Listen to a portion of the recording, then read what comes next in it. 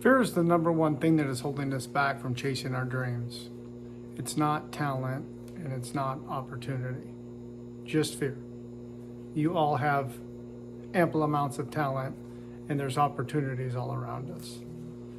So in this video, I want to just break down some simple things that I've found extremely helpful for me on how to not only identify fear, what type of fear is it, and then some simple steps on how to actually take action, even though it's uncomfortable and my brain is telling me not to do it. So there's two fears that I really think about when I think about fear. Rational fear, which is a physical threat, right? Someone pulls a gun on you, a poisonous snake, something, a car swerves into your lane, like there's physical threat. Bodily harm, something die, there's something serious could happen.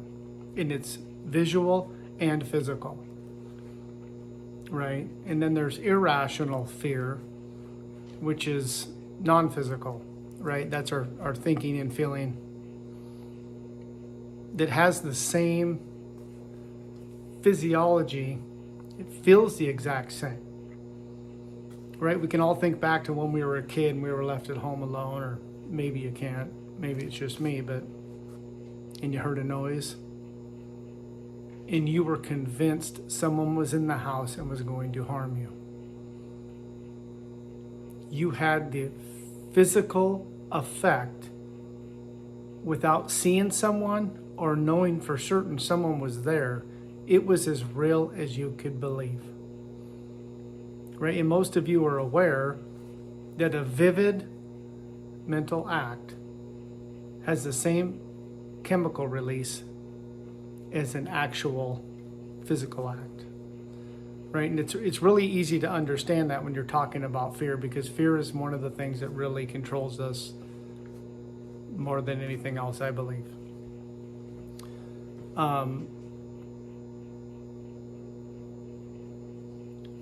mean, I've said it before, our brains are designed for a lot of wonderful things, but two things that it really does that can hinder us is it does whatever it can to keep us alive, and it also does whatever it can to keep us from pain.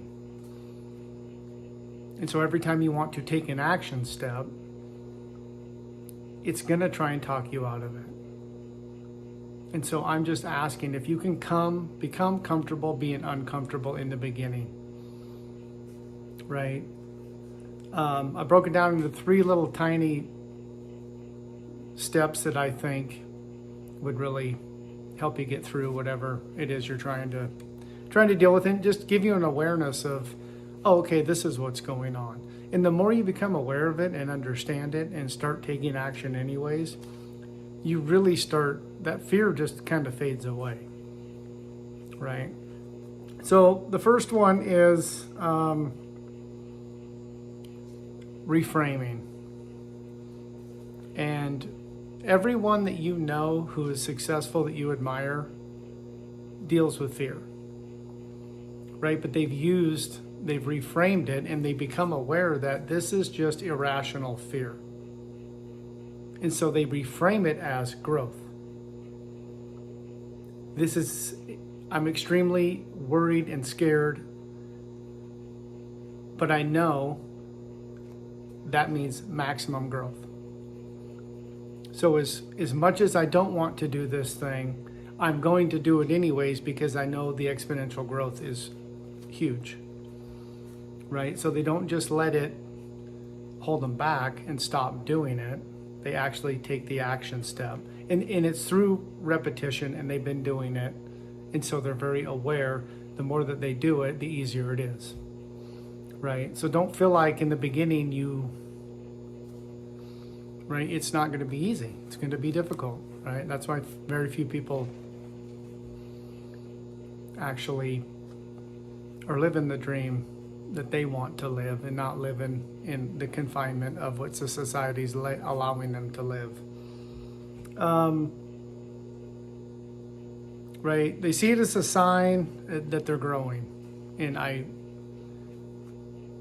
to me, that's huge, because it's one thing to tell yourself you're going to do something and actually do it, then tell yourself you're going to do something and not do it, right? I've done this in other videos where we make New Year's resolutions, or we buy a camera to start making videos, and then we talk ourselves out of it, right? That's fear.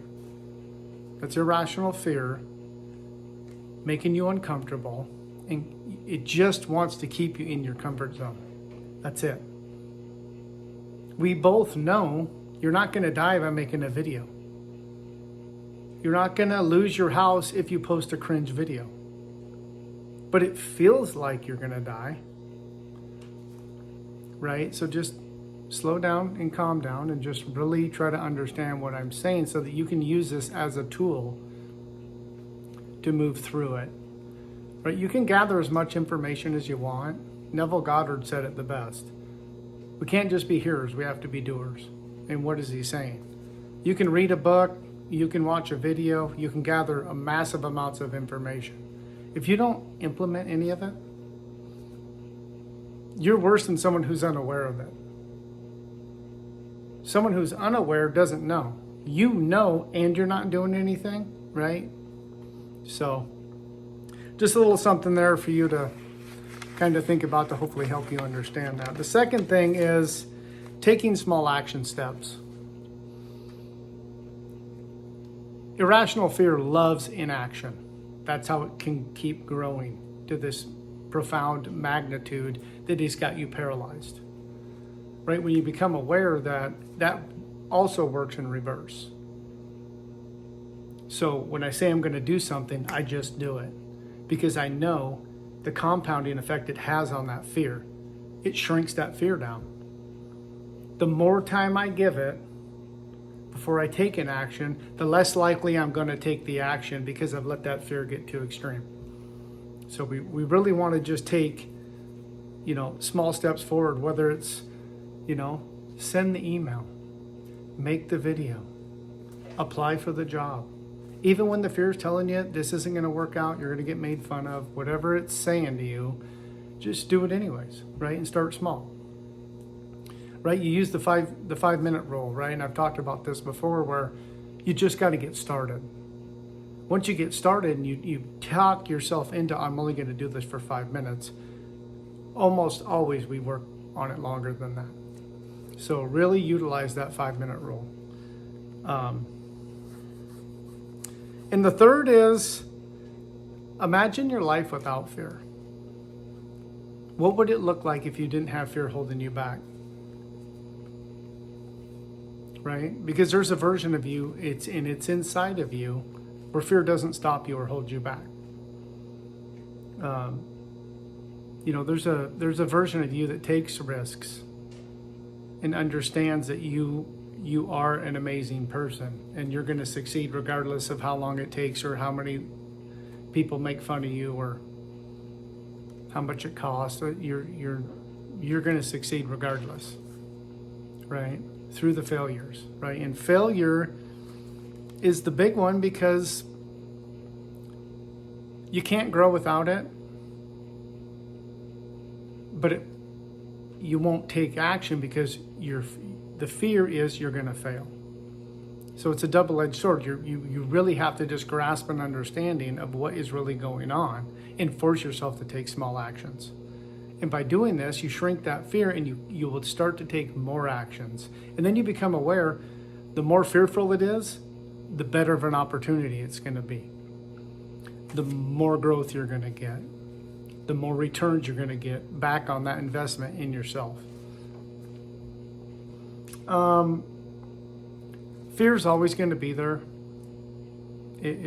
You're not going to eliminate it, but you can subside it and you can learn to control it and actually get through the things that you want to get through so that you can get to where it is you really want to go without letting fear hold you back.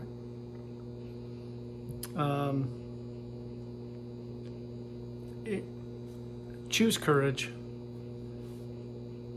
Choose you. Choose action, right? Make these choices in a committed decision that you're going to be courageous and you're going to take action and you're going to do this. If not, this year's going to be just like last year and the year before. Nothing changes without taking action. In gathering a bunch of information does not change you.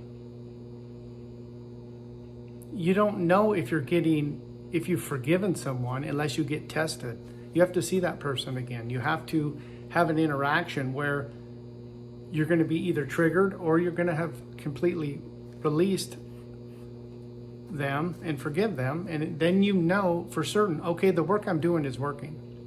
Right? In the beginning, it's going to be working on you, and you're not going to be getting in closer to the things that you want. Eventually, that work starts to work for you. So keep going, keep smiling. Thanks, guys. Have a great day. Bye.